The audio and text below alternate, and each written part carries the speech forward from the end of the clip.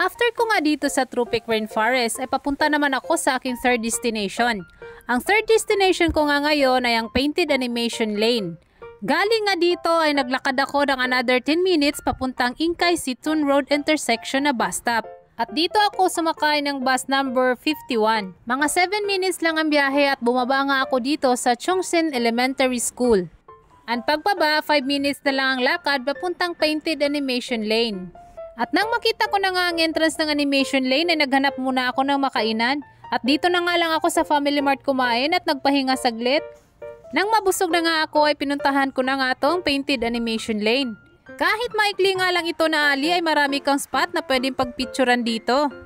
At habang naglalakad ka nga dito ay makikita mo na rito ang ilang mga pamilyar na mga mukha mula sa manga, anime at cartoon classic. Super Mario, Luigi, Goku, Vegeta, Naruto, Slam Dunk, at yung favorite ko na One Piece at marami pang iba. Tuwang-tuwa na naman ang aking 90s heart. Oh, sinong mga batang 90s dyan? Napaka-nostalgic ng lugar na ito, especially sa katulad kong batang 90s.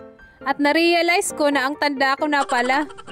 So if you're planning to visit Taichung City, include this to your itinerary. See you sa ating fourth destination dito sa Taichung City. Bye!